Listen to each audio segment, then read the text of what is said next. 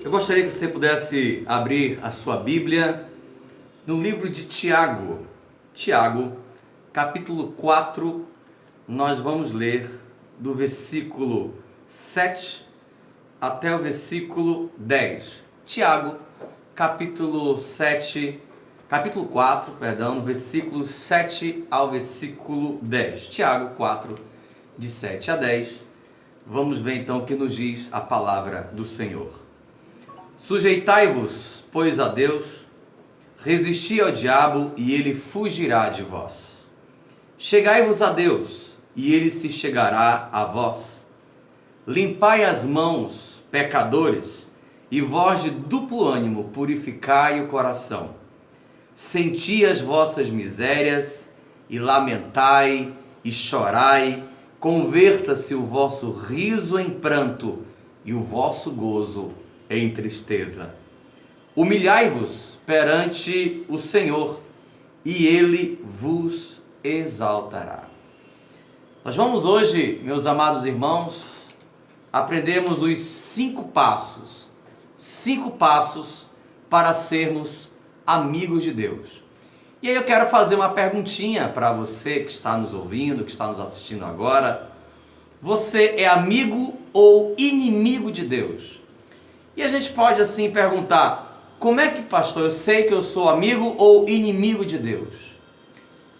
É muito simples. Tiago 4 ele nos dá algumas orientações em relação a isto. Quem é inimigo de Deus? Primeiro a gente vai descobrir quem são os inimigos de Deus. O versículo 4 diz: adúlteros e adúlteras, não sabeis vós que a amizade do mundo é inimizade contra Deus?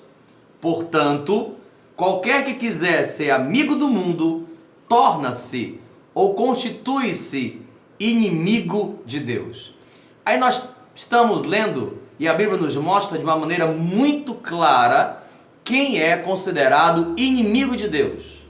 Aquele que é amigo do mundo, amigo das coisas do mundo, aquele que tem paixão, que tem amor pelas coisas carnais, pelas concupiscências da carne, pelos desejos dos olhos, pela soberba da vida, como já diz João. Aquele que satisfaz o desejo da carne é aquele que procura apenas fazer a sua vontade. É aquele ser que é um ego absoluto, ou seja, ele é o centro do mundo, ele faz aquilo que ele quer, da maneira que ele quer, do jeito que ele quer, ele não se importa com a vontade de Deus, ele não se importa com os princípios de Deus, ele não se importa com a lei de Deus, ele se importa com a Bíblia, ele não se importa com nada. O importante é ele viver a vida do jeito que ele quer, da maneira que ele quer. Isto é que a gente chama de um ego absoluto. São pessoas que acham que o mundo gira ao redor delas. São pessoas que acham que os outros seres existem apenas para satisfazer ela, e ela faz aquilo o que ela quer sem dar satisfação a ninguém. Pessoas que são inimigas de Deus, geralmente são aquelas pessoas que falam assim: a vida é minha, eu faço o que eu quero, não, ninguém tem nada a ver com isso. E hoje tem uma frase que está muito na moda, né? Meu corpo, minhas regras. Ou seja, meu corpo, quem manda sou eu, as regras são minhas, eu faço as coisas do jeito que eu quero, eu sou aquilo que eu quero ser. Pessoas assim é o que a Bíblia chama como inimigas de Deus. Pessoas que querem apenas satisfazer as suas próprias paixões e as suas próprias necessidades, e são pessoas que não estão nem aí para a vontade de Deus, não se importam com os outros, não se importam com o próximo e nem com a vontade de Deus, porque elas querem viver a vida da maneira como elas acham que devem viver, como elas interpretam a vida. Amados, qual a importância, meu amado irmão, qual a importância de Deus para você? Quem é Deus para você? Deus é uma energia? Deus é apenas um ser histórico? Deus é apenas um ser descrito num livro chamado Bíblia? Deus é apenas um pensamento positivo? Deus é apenas um ser que os homens criaram como uma tentativa de atender às suas vontades? Quem é Deus para você? Deus é apenas um ser histórico? Deus é apenas algo mitológico? Deus é uma invenção humana para você? Ou Deus é o Deus soberano, o Deus que existe, o Deus que está acima da existência humana, o Deus poderoso, El Shaddai, o onipotente, o onipresente, o onisciente, o santo, o eterno, o Deus justo, o Deus maravilhoso, o Deus de maravilhas, o Deus de poder, o Deus de milagres, o Deus criador. Quem é Deus para você? Se para você, Deus ele é soberano, se você é aquelas pessoas que falam, Deus é tudo para mim Deus é tudo, então é claro que você não quer ser inimigo de Deus. E aí, quando é que nós somos inimigos de Deus? Vou repetir para você: quando nós somos amigos do mundo, quando nós buscamos nos satisfazer com as coisas do mundo, quando o mundo é precioso para a gente, quando aquilo que é errado, quando aquilo que é abominável aos olhos do Senhor, quando aquilo que é fora da vontade de Deus é aquilo que me satisfaz. E se o mundo nos satisfaz, então nós não podemos dizer que somos amigos de Deus, ou nós não podemos dizer que Deus é o nosso amigo. Mas quem é amigo de Deus? Pastor, então o que eu tenho que fazer? Quais são as ações, quais são as escolhas, quais são as decisões que eu tenho que tomar na minha vida para que eu possa ser um amigo de Deus, para que eu possa ser considerado amigo de Deus? E Tiago ele vai nos falar isso de uma maneira bem clara, bem transparente, e cada um desses passos que Tiago nos traz é um desafio para as nossas vidas. Porque eu quero dizer uma coisa para você: ler a Bíblia é um desafio para nós. E cada vez que nós lemos a Bíblia nos apresenta um desafio novo.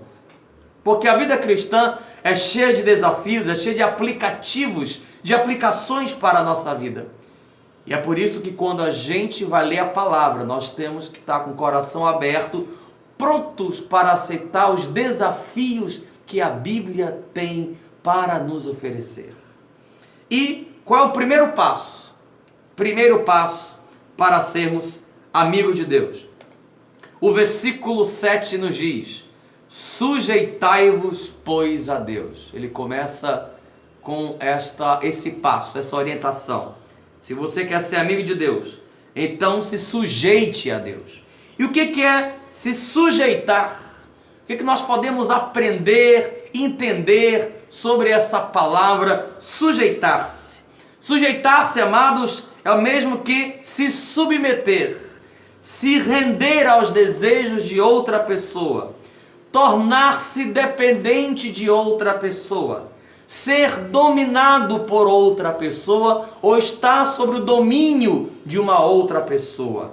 Isto é estar sujeito a Deus. Ou seja, o Filho de Deus, aquele que se diz Filho de Deus, aquele que se diz amigo de Deus, é alguém que é dependente e que é dominado. As suas vontades, as suas paixões, os seus desejos são completamente dominados pela vontade de Deus. E na Bíblia nós temos Jesus Cristo como o maior exemplo, o maior modelo de submissão a Deus. Lá em João 6,38, Jesus nos diz que ele desceu dos céus para fazer a vontade daquele que o enviou. Jesus Cristo não estava na terra para fazer a sua própria vontade ou para obedecer a si mesmo, mas ele deixa bem claro que a sua missão nesta terra, a sua vinda a essa terra era para fazer a vontade de Deus, porque foi Deus que o enviou a essa terra. Lá em João 12:50, Jesus também nos diz: falo exatamente como o Pai me ordenou. Ou seja, Jesus está nos dando aqui a ideia de que cada passo que ele dava, cada palavra que ele dizia, cada ação que ele fazia, cada momento, cada circunstância, cada gesto, tudo era submisso à vontade do Pai. Tudo estava sobre o domínio do Pai. tudo estava dependente, ligado à vontade do Pai, ligado à vontade de Deus. Lá em João 17,4, o mesmo Jesus diz: eu te glorifiquei na terra, completando a obra que me deste para fazer. E aqui nós temos um aprendizado lindo para as nossas vidas. Nós aprendemos, amados irmãos, que a melhor maneira de nós glorificarmos e exaltarmos o nome de Deus é realizando a obra que Ele nos deu nesta terra. Algumas pessoas glorificam a Deus apenas dentro das igrejas e levantam suas mãos e dão glória a Deus e cantam alto, tudo bem. Isso é comum, a gente na igreja glorifica, diz glória a Deus, a gente canta alto, levanta as mãos, mas o verdadeiro louvor, a verdadeira adoração, a verdadeira forma de nós glorificarmos a Deus genuinamente é fazer a obra dele, é realizar a obra dele, é estar disponível nas suas mãos, é ser aquilo para o qual nós fomos chamados, é realizar a obra para o qual nós fomos convocados. Nós fomos salvos para sermos filhos de Deus, nós fomos salvos para amar a Deus, para amar as pessoas, para amar ao próximo, para sermos generosos, para sermos fraternos, para ajudarmos as pessoas a crescer no conhecimento acerca de Jesus, para ajudar no progresso espiritual das pessoas, para anunciar Jesus às pessoas. E quando nós somos assim, quando nós realizamos a obra de Deus, quando nós realizamos o chamado de Deus,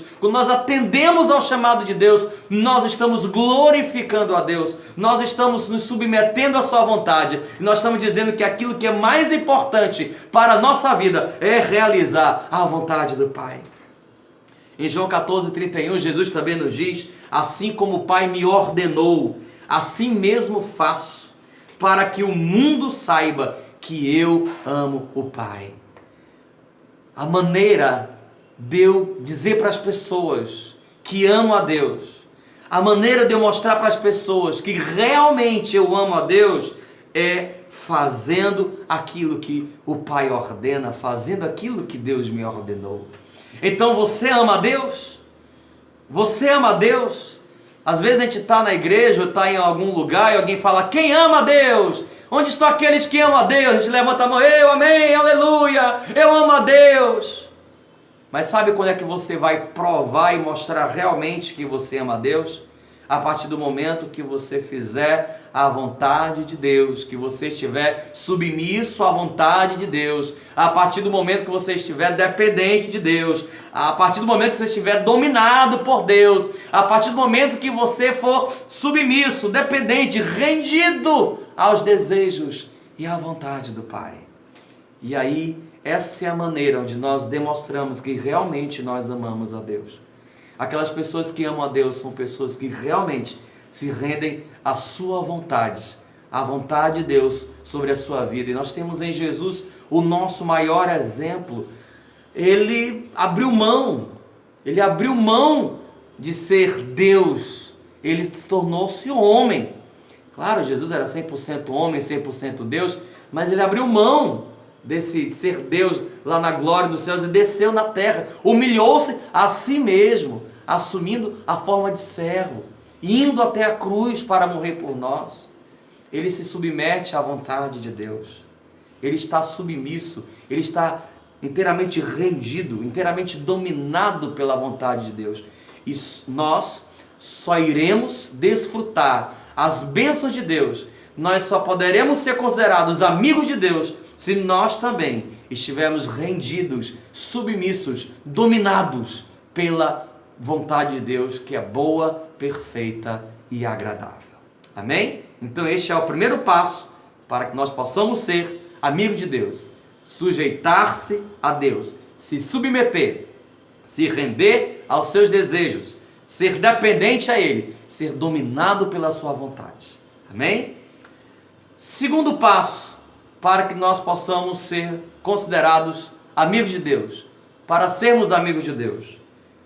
A Bíblia diz, nós estamos lendo, claro, Tiago 4, e agora o versículo 8 diz: chegai-vos a Deus, e Ele se chegará a vós. O que é chegar-se a Deus? É se aproximar de Deus. é estar perto de Deus, é estar próximo, é andar com Deus, é estar perto de Deus. Deus está perto de quem está perto dele. Deus está próximo de quem está próximo a ele. Deus anda com quem anda com ele. Tem muita gente que quer a bênção de Deus, tem muita gente que quer o favor de Deus, tem muita gente que quer o milagre de Deus, tem muita gente que quer a resposta de Deus, mas não quer andar com Deus. Tem muita gente que quer os favores de Deus, que quer que Deus levante do seu trono e quer que resolva os problemas delas, mas elas não abrem mão do pecado, não abrem mão dos desejos carnais, não abrem mão do mundo. Querem que Deus abençoe elas, mas não querem caminhar com Deus, não querem se achegar a Deus, não querem andar junto, lado a lado com Deus. Sabe, queridos, lá em Êxodo, no capítulo 33, versículo 15, Moisés fala assim para Deus: Deus, se a tua presença não vai comigo, não nos faça subir deste lugar. Ou seja, Deus, nós, nem eu, nem esse povo que está aí, nós não vamos para lugar nenhum se a tua presença não for conosco. Nós não iremos para lugar nenhum se tu não estiveres conosco. Porque nós sabemos que longe de ti, ó Deus, nós não vamos ter força, nós não vamos ter vitória, não vamos ter êxito, não vamos ter sucesso, não vamos conseguir nada, nós não vamos ser nada longe da tua presença. Então, Deus, anda com a gente, caminha com a gente. Moisés entendeu ali a urgente necessidade, constante necessidade de caminhar no deserto lado a lado com Deus. O deserto por si já é um lugar complicado, já é um lugar de provações, já é um lugar de lutas. Mas ele sabia que com a presença de Deus, ele iria vencer todas essas lutas, todas essas provações, todas as adversidades, todos os momentos difíceis, todas as dores, todas as lutas ele iria vencer se Deus estivesse lado a lado caminhando com o seu povo. Isso é importante, queridos, a gente não pode ir para lugar nenhum, nós não podemos fazer nada longe de Deus. Se nós quisermos ser amigos de Deus, nós temos que nos chegarmos a Ele, nós temos que caminharmos com Ele. Em Gênesis 5:24, a Bíblia fala sobre um personagem que eu amo muito, que eu gosto muito, que eu respeito muito, que eu leio constantemente sobre ele. E é interessante que a Bíblia ela tem poucos versículos sobre esse personagem, que é Enoque. Em Gênesis 5:24 a Bíblia diz: andou Enoque com Deus, e já não era, porque Deus o tomou para si. Ou seja, a caminhada de Enoque, o dia a dia de Enoque, os passos que Enoque dava eram colados, lado a lado com Deus. Amados, eu imagino que Enoque era um ser humano excepcional. Eu imagino que Enoque era um ser humano maravilhoso, era um homem alegre, entusiasmado, cheio de vida, era um homem que transmitia paz, era um homem que transmitia amor, era um homem seguro, era um homem que fazia o bem às pessoas. Onde Enoque estava, a paz estava, a alegria estava, a esperança estava. Enoque levava a vida, porque quem anda com Deus não leva tristeza, leva alegria. Quem anda com Deus não leva angústia, leva paz. Quem anda com Deus não leva e não espalha ódio, mas leva amor e espalha amor. Quem anda com Deus muda o clima das pessoas, muda o ambiente, traz alegria, traz entusiasmo, traz felicidade para as pessoas, porque a caminhada com Deus vai nos transformando. E é importante que nessa caminhada com Deus, a gente vai entendendo que a gente vai caminhando e vai sendo transformado, e vai sendo santificado, e vai sendo aperfeiçoado, e a paz de Deus vai enchendo o nosso coração, a alegria de Deus vai enchendo o nosso coração, sabe? A presença de Deus vai nos enchendo. E Enoque entendeu que ele só poderia ter paz, alegria, felicidade, esperança, entusiasmo, ele poderia ser feliz plenamente se ele andasse com Deus. É por isso que foi uma decisão pessoal de Enoque, andar com Deus.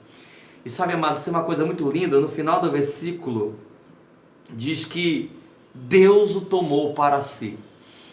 Enoque chegou numa profundidade, numa comunhão tão intensa, numa intimidade tão profunda sabe, uma amizade tão íntima, tão pessoal com Deus, que Deus falou: Enoque, sobe, agora eu quero você aqui mais perto de mim ainda, agora eu quero você aqui morando nos céus comigo.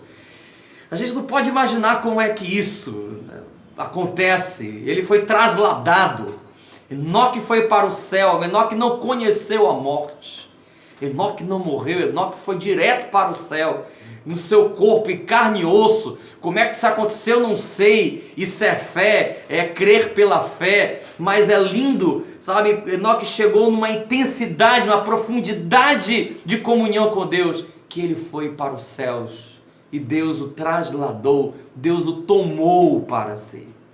Ah, meu amado, é um desejo do meu coração, e eu espero que também seja um desejo do teu coração, ter essa profundidade de intimidade com Deus, ter essa amizade profunda, buscar a Deus, ser amigo de Deus, amar a Deus profundamente, ter Deus como nosso melhor amigo, ter Deus como nosso amigo verdadeiro, nosso amigo fiel, nosso amigo íntimo, andar com Ele lado a lado, segurar na mão dEle. E a gente às vezes canta aquela música: segura na mão de Deus, segura na mão de Deus. E a gente às vezes quer segurar na mão de Deus só quando as coisas estão difíceis, só quando os momentos estão complicados, só quando a angústia bate na nossa porta. Mas, amados, andar seguro na mão do Senhor, segurar na mão de Deus é uma decisão diária, é uma decisão constante, contínua. Eu tenho que acordar de manhã cedo e eu tenho que dizer: Jesus, Senhor, segura na minha mão, anda comigo, eu quero andar lado a lado contigo, passo a passo, no mesmo ritmo teu, na mesma caminhada, na mesma intensidade, na mesma comunhão,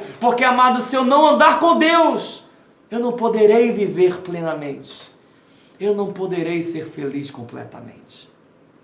É por isso que é tão importante nós andarmos com Deus, chegar-se a Deus. Se nós nos chegarmos a Deus, nos aproximarmos com Deus, nós seremos seus amigos. Terceiro passo, para que nós possamos ser amigos de Deus. O versículo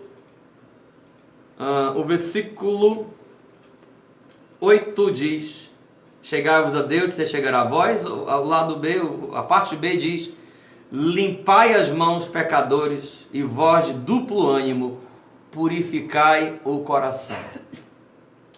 Purificar o nosso coração, limpar, tirar todo o mal, tirar o pecado do nosso meio, nos livrar deste pecado, arrancar, fazer uma limpeza, uma lava-jato, tirar tudo aquilo que não presta, purificar o nosso coração. E Tiago vai falar sobre aqueles, né, que têm um duplo ânimo, ou seja, é gente bipolar, é gente que uma hora está santa, outra hora está pecadora, é gente que uma hora está bem, outra hora está mal, ele sempre está inconstante, ele não tem uma constância na sua vida espiritual. Uma hora ele está na igreja, outra hora está fora. Uma hora ele está chorando aos pés do Senhor, outra hora ele está chorando pelo efeito da cachaça. Uma hora ele está servindo a Deus, outra hora você encontra ele no bar. Uma hora ele está na igreja pulando, outra hora ele está na festa dançando. Uma hora ele está com Deus, outra hora está desviado. Uma hora ele está alegre e feliz com Deus, outra hora está abatido. Ele tem duplo ânimo.